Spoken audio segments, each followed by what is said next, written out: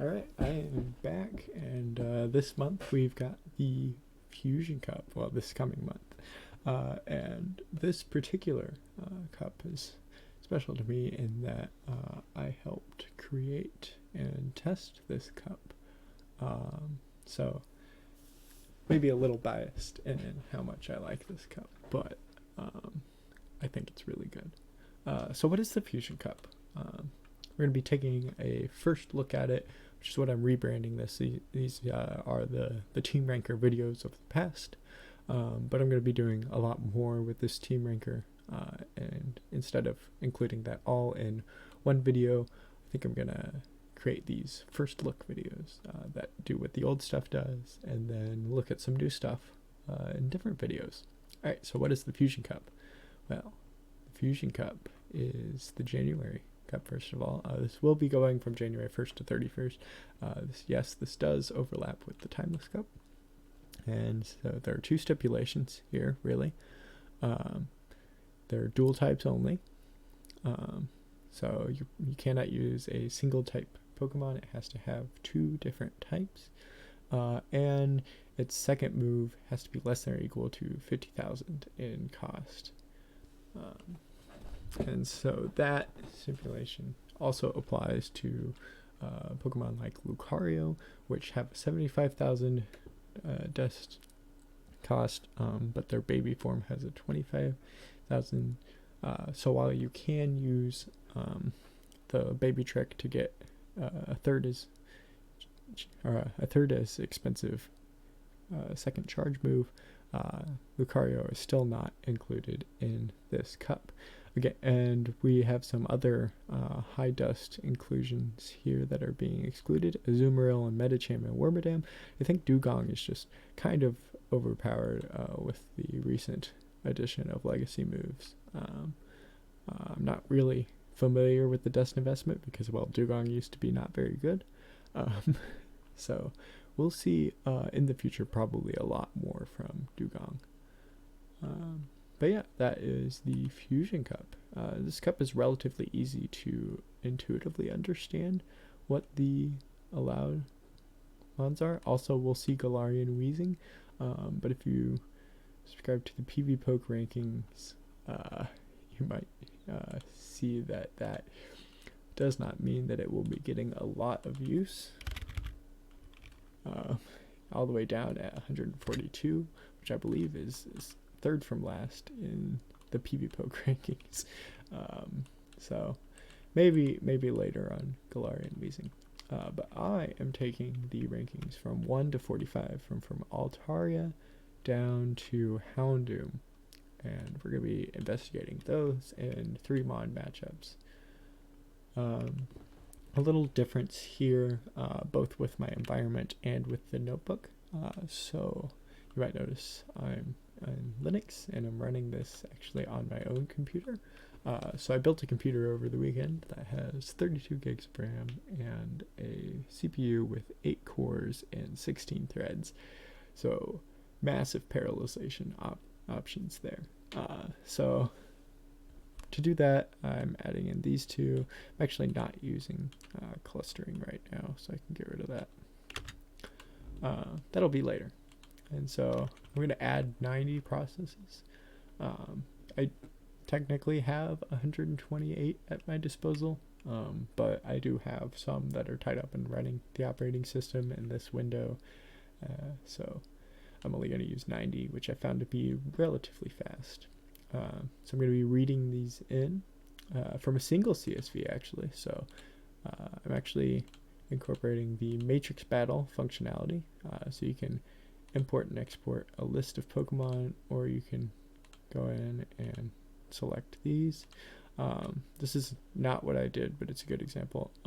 What I did is I went through and I typed out all 45 of the top mons in here, and then ran them like that.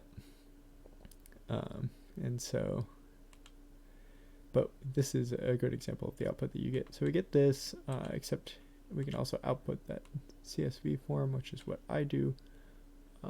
And then we can involve, and we can take that into the model and we can use it from there. Again, we're just going to add some colors here, setting up some teams a little differently. So we're going to have actually all of the team requirements pre-calculated in this one matrix. So I only do that once. A bit of an efficiency gain there. And then, yeah, and the only difference here really is that we're making that a shared array, and we're allowing all threads to access to ranks and team battles. Annotations here just make it faster. We're down to really pretty fast speed there. And then here I switched up row column order just again for some speed improvements. We're down here to 0.003 of a second. And then if we run them all, we can get the whole thing done in 26 seconds on my local computer, which I think is very nice. So yeah, skipping ahead a little bit.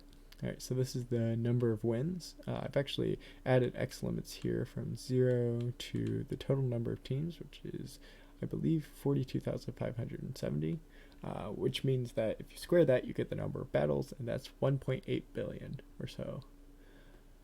So we can get that, and then we can look at the team rankings. So we've got Noctel, Altaria, Venusaur, Venusaur, Altaria, Heracross, Venusaur, Altaria, Gloom. This Venusaur, Altaria combo is going to be pretty common, I have a feeling. Now, Gloom and Victory Bell and Vileplume and Roselia, I think, all fill this distinct role of grass poison that is not Venusaur, but we will see. Then we've got some picks like Bronzong and Alolan Marowak and Alolan Sandslash that I think are nice. Heracross is a bit of an investment from what I remember, or maybe I just don't have a good Heracross, I'm not sure. But that's also a regional that's not from where I'm from. Alright, so if we look at the best and worst team, we actually see that Noctowl, Altaria, Venusaur is the #1 team, but it's not without its losses. And we've got Kingdra, Lantern, and Roserade. Now, this is interesting to me because I generally consider Kingdra and Lantern to be some pretty solid PvP mons, but I guess working together and within this cup, it's just not a good combination. Change this up a little bit to reflect the new way that I'm handling teams. So we can get Altaria wins its matchups about 60% of the time. This is including some really bad Altaria including teams. So these numbers are going to be a little bit lower than you might expect. But they definitely should be lower than the top team, which is in like the 70s. And so we're seeing that. So the top team based on this is Altaria, Venusaur, Heracross, Noctowl, Bronzong, and Alolan Sandslash. Bit of an interesting choice.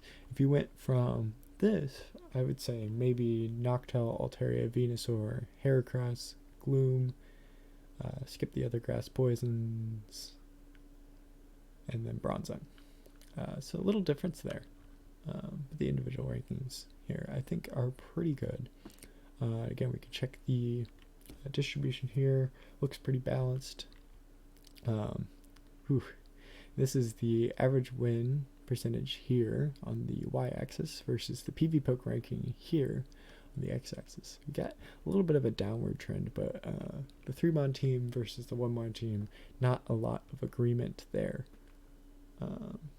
Some mons are well above, some mons are well below. And so we've got the average score here. This is actually a rather tight distribution. If we add the full range, you can see just how tight that distribution is. There's no teams that have an average score of 1,000 and no teams that have an average score of 2,000. So I'll get that out so we can see the better shape of this.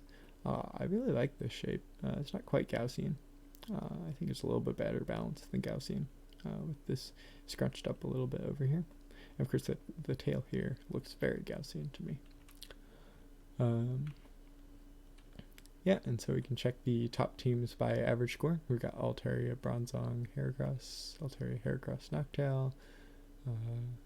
This Altaria Heracross combo is pretty common among the top scoring teams. And then, oh well, let's pick a 6-mon team out of this: Altaria, Bronzong, Heracross, Noctowl, Alolan Sandslash, Venusaur.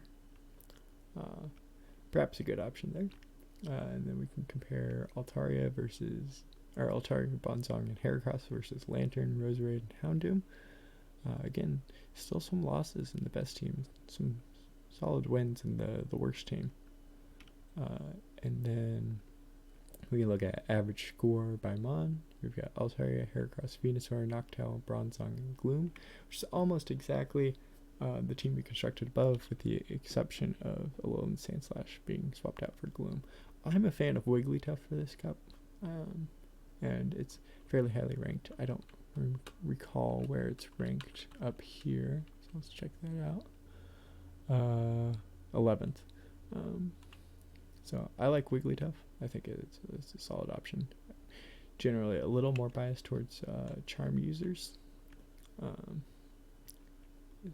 think the charm users tend to get ranked a little lower in PvPoke, just because there's some weird decisions that happen when you have a very powerful but slow fast move. So we can check average score versus PvPoke rank. Again, little discrepancy here between the 3-mon and the 1-mon sims, and then we can plot average score versus win percentage, and we get this little dot up here that must be Altaria. Yeah, well above the pack. I think there is a dot hidden behind this label. That is Heracross. So, and maybe one for Venusaur. Yeah, I think so. So definitely not alone at the top. But yeah. So that's the initial look at the Fusion Cup. Now, if you want more updates about what I'm working on, or the videos that I'm making, or anything like that, I actually created a Twitter here, so we can check that out. Yeah, at PvPisostratus, going to be adding some updates of what I'm working on, little sneak peeks, stuff like that. So if you're interested, give me a follow over there. If not, well, don't. And yeah, I'll see you in the next video. Hope this helps you in determining your Fusion Cup teams.